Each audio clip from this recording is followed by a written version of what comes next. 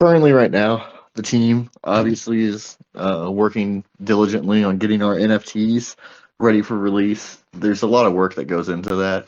We've spent most of our time focused so far on the early contract development. Of course, VR development is always going on in the background. It just takes a long time to build everything out. So we started on that before we even started on the project itself, as far as like token and all that goes.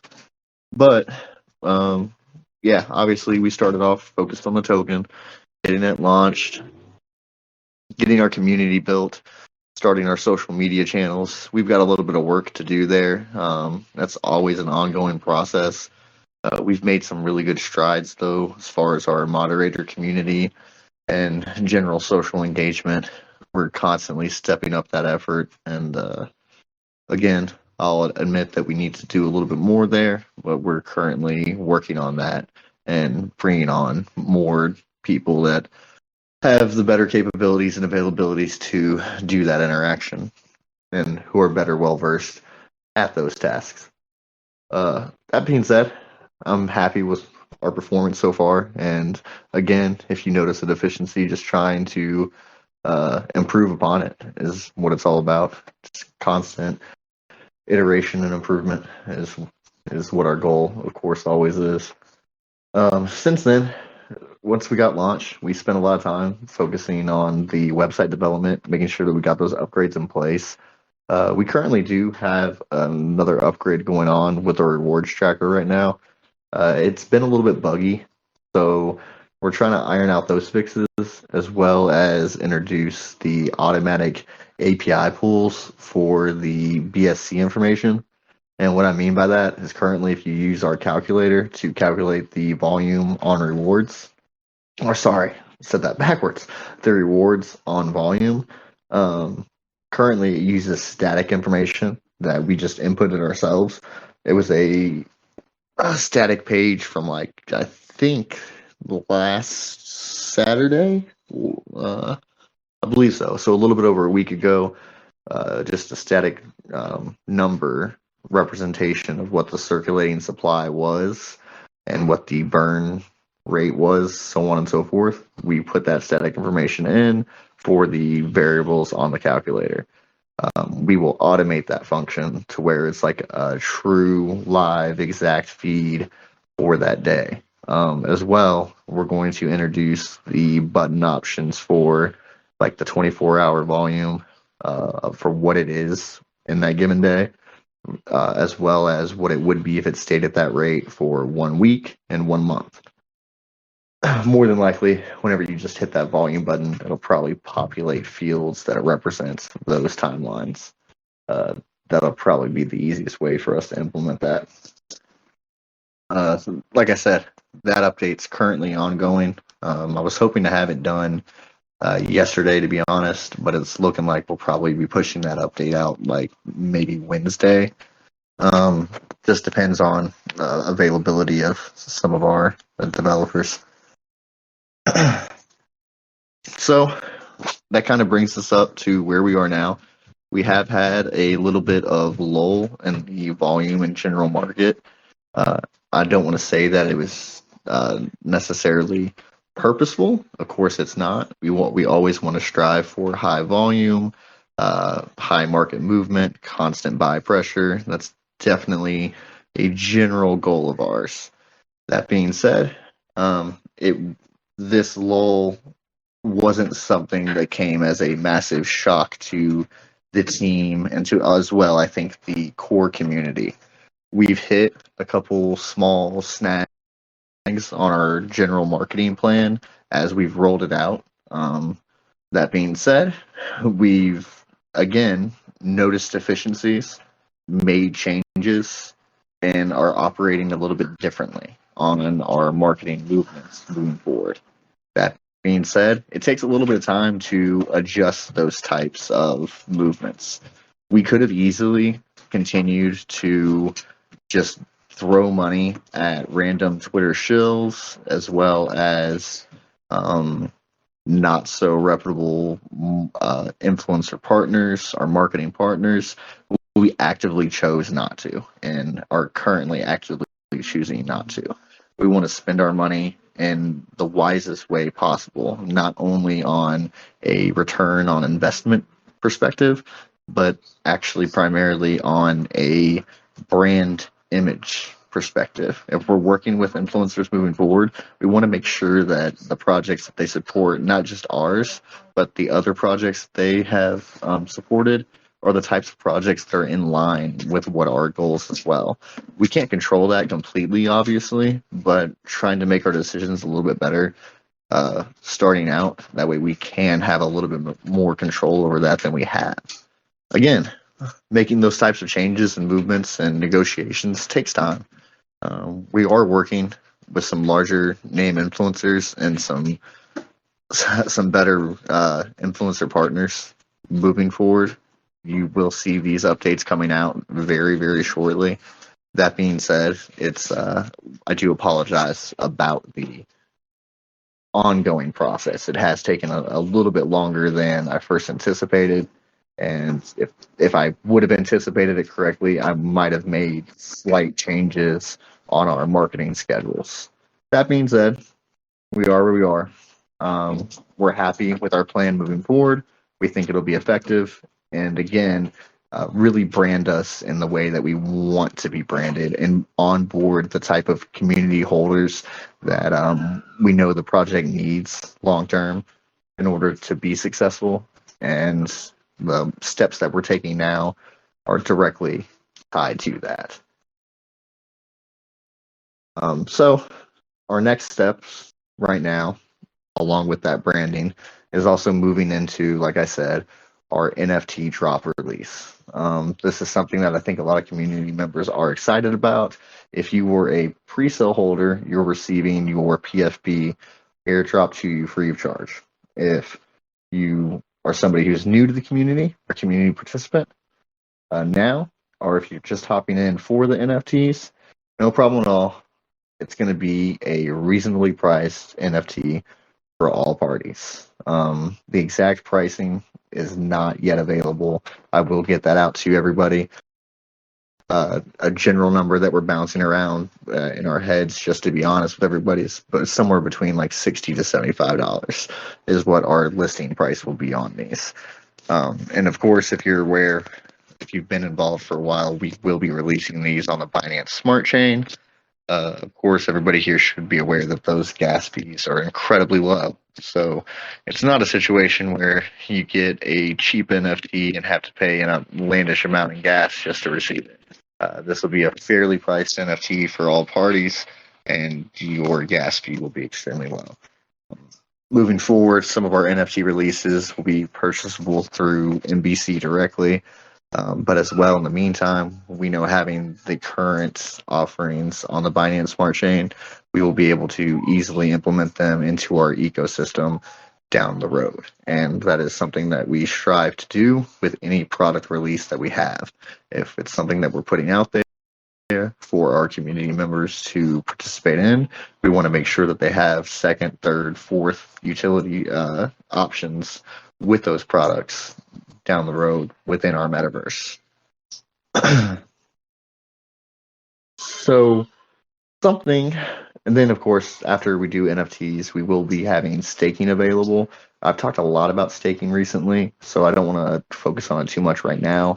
More hard information about our staking will become available to the community as we go. I might put out some print stuff even before the NFTs come out, but we will really focus heavily on the staking information, education, and communication after our NFT release. We want to try to focus on what we're doing currently. That being said, I did want to touch base on a little bit with the community as far as a little bit of technical information for the Metaverse VR experience itself. I had some good questions come up in the Telegram yesterday that specifically had to do with server settings, and how that will function within our allotted space. And what it told me when this person was asking these questions was that they themselves were knowledgeable about at the very least, general gaming experience, but more than likely, they were probably knowledgeable specifically on VR gaming and asset uh, asset rendering within open spaces. Because if you're somebody who currently has participated in um, just for a general example, like Decentraland, or actually, let's pull it away from a crypto project. Let's go with a AAA style game. Let's go with Grand Theft Auto, made by a huge studio. Whenever you get a lot of people in a general lobby and they start moving around and they start experiencing different things, the more people that are in that lobby and the further apart they get from one another, and what they're trying to do and experience, the better chance you have of rendering lag. And what I mean by that is like actual assets showing, displaying perfectly, like not being pixelated or fogged out.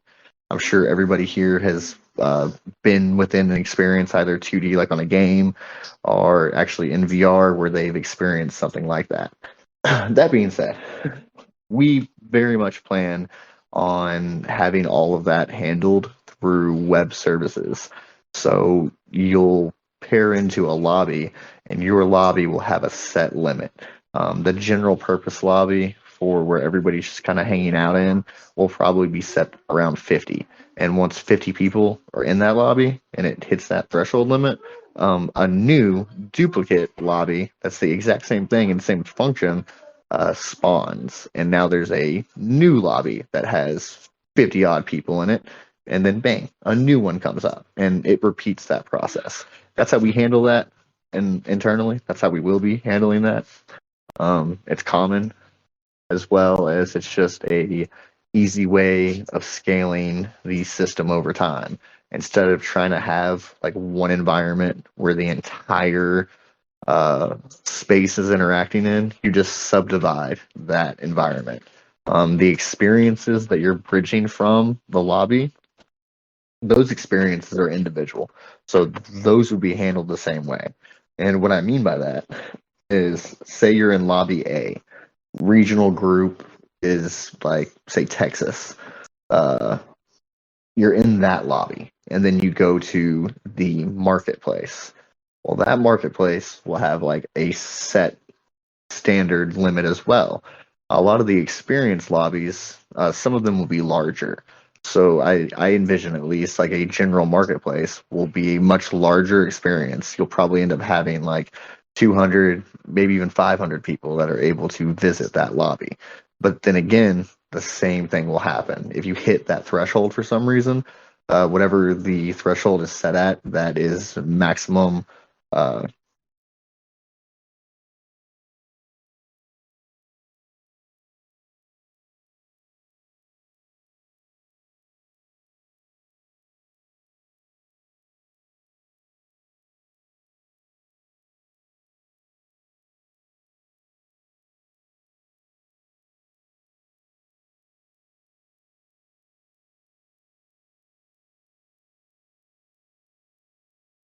Hey, you stop talking, Chris.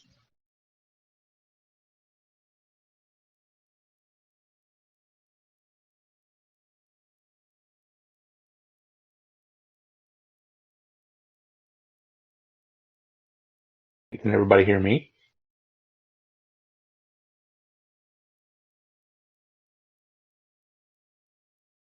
Yeah, I'm just jumping up to say, yeah, I can hear you.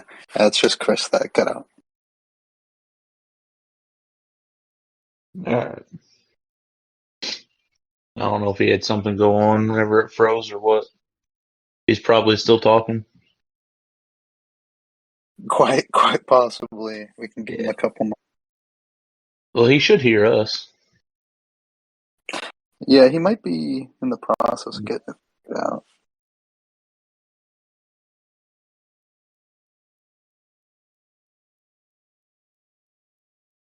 Dang, he was in deep too.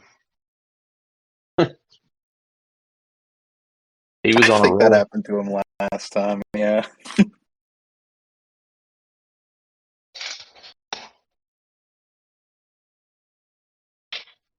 Good night. He'll see it sooner or later. Yeah, I mean, he could hear us too. So I'm thinking maybe he just DC'd and he's coming back. Oh, there we go. I finally kicked him out. He should be coming back soon.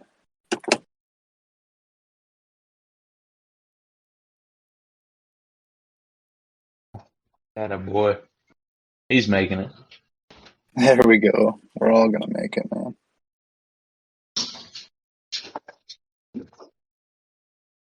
Sorry about that, guys.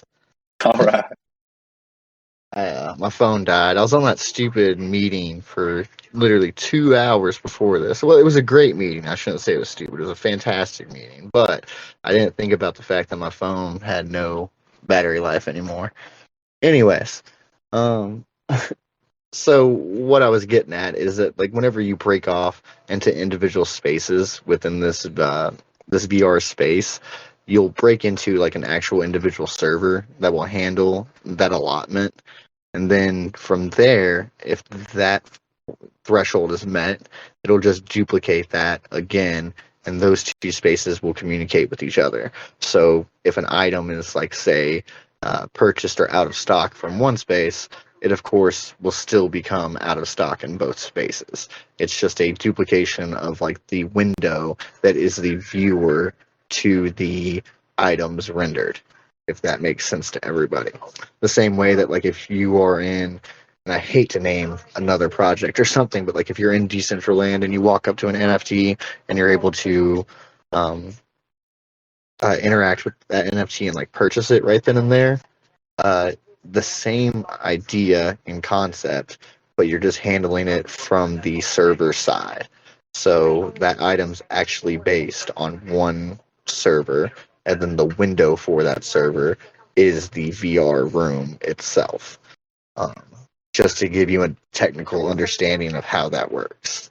I recently had some questions about that come up, and it's interesting to see people who are knowledgeable taking interest into the project itself, and I might say also investing and holding and continuing to show that interest. So it's just a another little proof, pat on the back, that there are people who know what they're doing, that are able to look at our project and realize that we know what we are doing.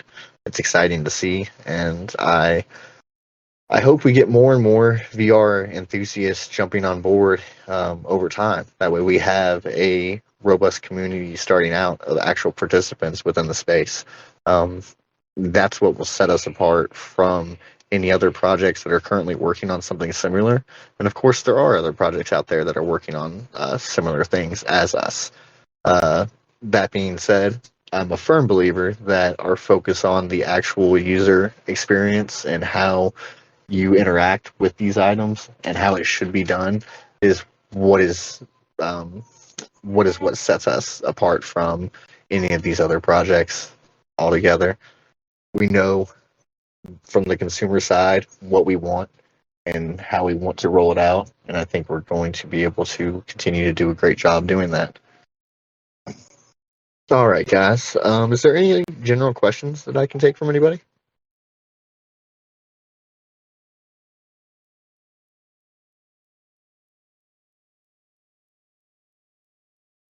All right. Well, if there's no general questions, hopefully I'm working on some updates for you guys, in particular that have to do with marketing.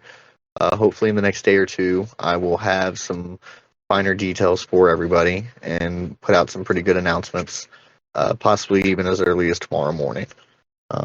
There's a couple things that the team is going to need to work on internally before we can make these announcements, but hopefully we can get through these items within the next couple hours.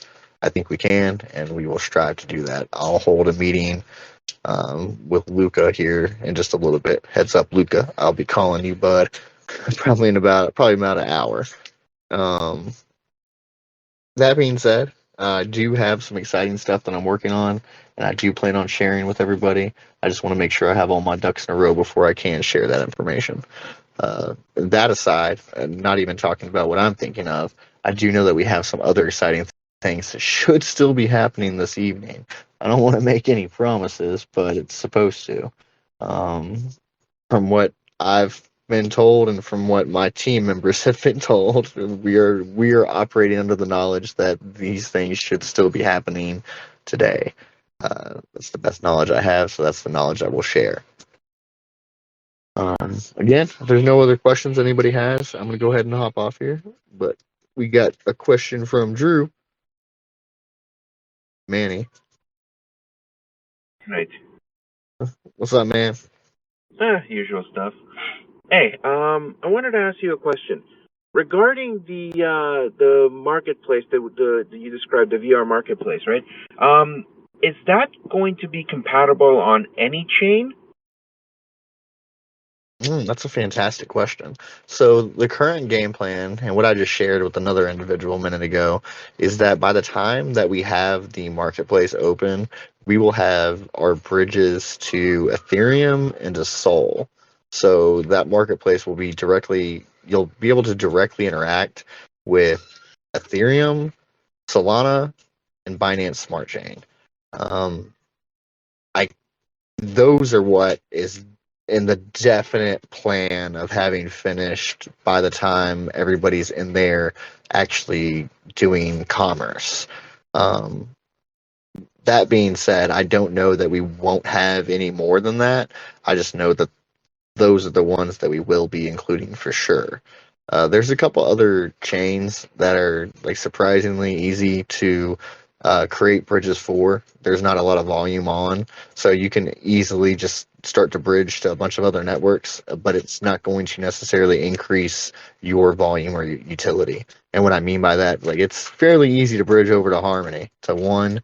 It's fairly easy to bridge over to a couple of those chains, but what benefit is that going to serve your ecosystem? Solana and Ethereum are ones that will highly benefit us just because of how much NFT production is within those spaces and trying to get that volume and those products into our space is why we will be doing that. And allowing, we could of course do that and allow that placement and just have you back over to like OpenSea and stuff. But we don't want to do that unless it's going to be beneficial to us to have. Therefore, we will create the bridges and we will allow the pairing of MBC onto those chains. That way you can make those purchases in MBC instead of making them in the native token.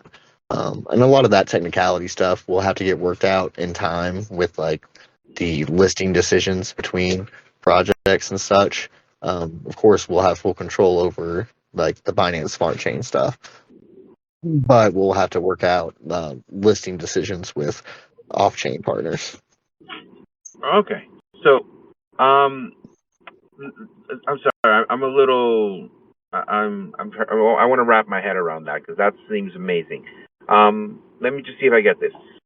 I'm gonna go to the MetaBUSD marketplace eventually, right? And which is gonna be set in VR. I put on my VR headset, and in the marketplace, I walk in and I see all the different NFTs and other things I can buy on the Solana, Ethereum, and BSC chain. Then what I would do is like, let's say I see a really cool, whatever NFT, and it says, purchase 3 Solana. Then I link my it says 3 Solana or whatever the equivalent is going to be in MBC, however that gets done. I then have my wallet linked to this, and then I just simply with VR wise, I purchase it that way, and then boom, I got it. Correct. So the way that it would actually work with like your interaction in the space is, for the most part, for like our general lobby, we're gonna try to keep that as like non advertisement or non like commerce as possible. So you'll be able to interact with like different games and community function of stuff within that general lobby, and we might do special like listing pairs on special NFTs. So we might display like 5 unique NFTs on different posters or something within that general lobby. And just so we can keep it in the lobby, I'll give this example. So that poster isn't an NFT in itself. You walk up to that poster, you like that poster. Your interaction, you being within that space, will give an optional menu for more information on that poster. And within that more information tab, you'll have the ability, if you wanted to, make a purchase or maybe even a bid. If we're doing it like auction style, make a bid on that item. And as well, that's how it will actually work within like a given NFT space. So we'll have like a dedicated NFT store that you'll be able to walk into and view many different NFTs from different projects, as well as all of MBC's. And depending on how we do our listings with our other projects, their space might be individual dependent on how they pay, if that makes sense. They might pay a certain amount of money to the project as a whole in order to list in a pre-built space that we design and make for them, and then they just list their items in, or they might pay a different fee to be in a general marketplace area of just NFTs. But your personal interaction would remain the same. So whenever you're walking through this space, if you see one that you like, your proximity to that will give you the ability to open up a menu and interact with that item further. That's the same way that it will work with like a peer-to-peer connection or transaction. You being near the person within the space will give you the different options that you have to interact with them. Much the same way that it does in current VR games now. If you are experienced with VR chat, alt space, and stuff, you don't hear the person until you're right up next to them, but then you can hear them talking. And as well, now that you're next to them, you can choose to mute that person, you can choose to interact with that person, so on and so forth. That'll be the same like user interface that you're experiencing, either from peer-to-peer connection or from peer-to-product connection. So if you're standing in front of an NFT or another purchasable or interactable item, you'll get a little notification of sorts. A symbol will tell you that you can interact with this item more. You'll choose to do so, and you can do things like purchase this item, and so on and so forth. Oh, thank you very much. I can actually visualize that in my head, and that is absolutely amazing. Right? So, like the other thing to consider is there's certain items that will exist in general lobby that might actually be created by the team itself, and these are just like general assets. And what I mean by that is it could be just like a chair or a table, but maybe it's something that you want and you want it in your space. So you, as a user, get to build your own little room within the lobby that you can then invite other people to come hang out in. Well, one of like the revenue generators for the company itself will be having assets that we've designed and created that we will sell to users through MBC. So if there's like a chair or a table that you've seen within one of our spaces and you really like that asset will actually be owned by MBC itself as the project company. So it belongs to us, and you will be able to import that asset into your space for a certain fee. There, of course, will be free stuff available for you to build your own space out and allow you to have like your own little conference room. And dependent on what you're doing in that space is where we will get into different revenue builders as far as listing fees and stuff. Like if you're conducting your own private commerce in that space, then obviously you'll have to be vetted and listed by the team itself.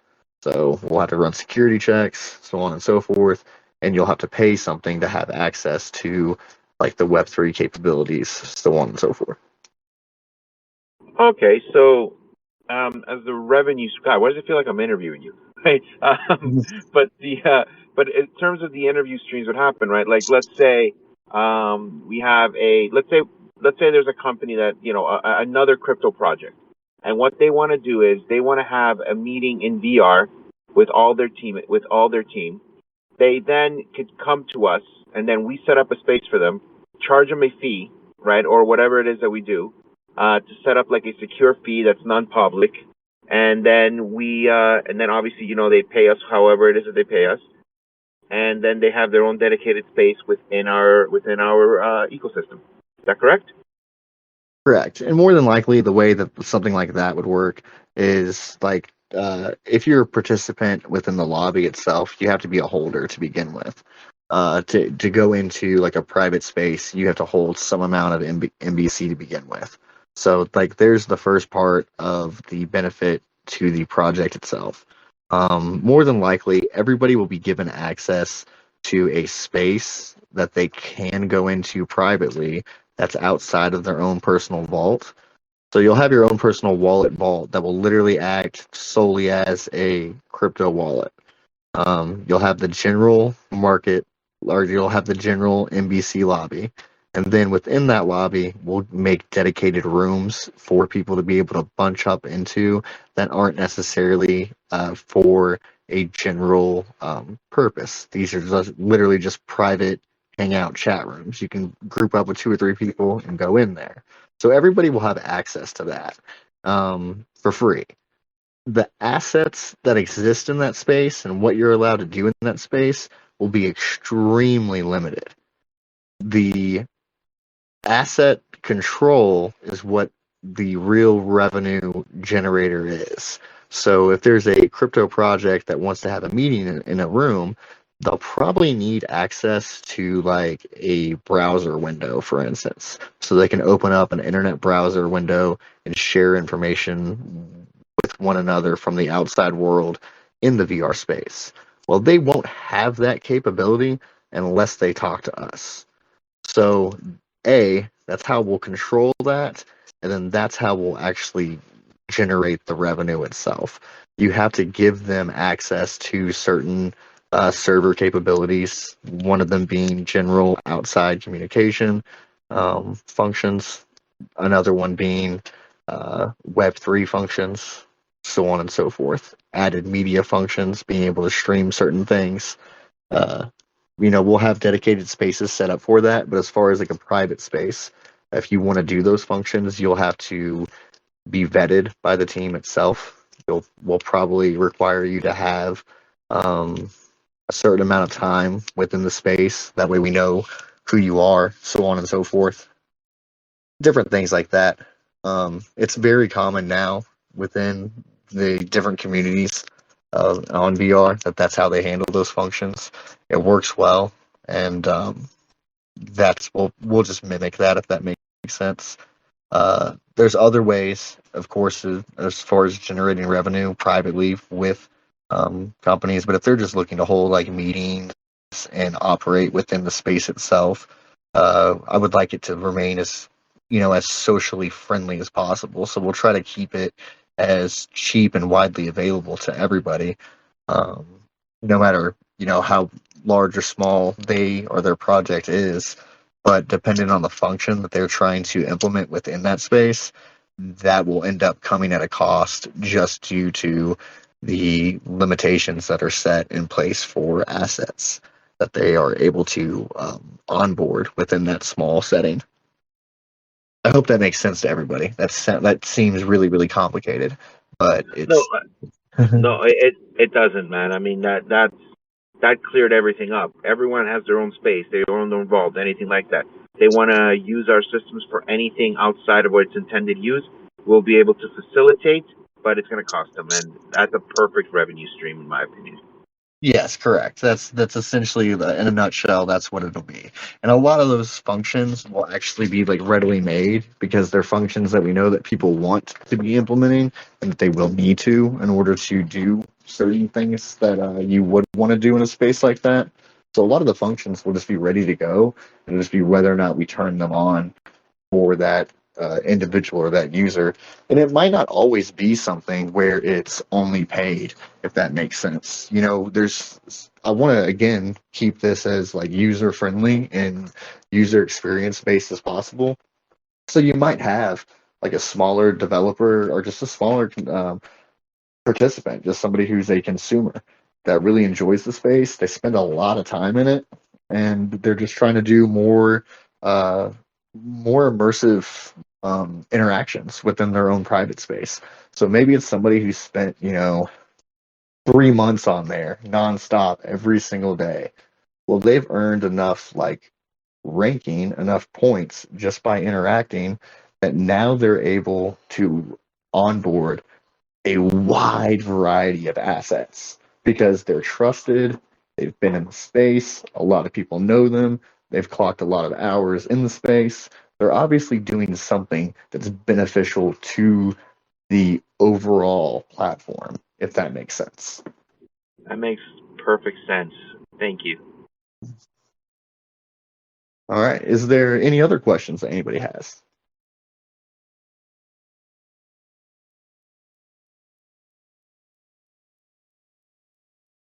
Alrighty, guys. Well, I really appreciate you guys hanging out with me this evening.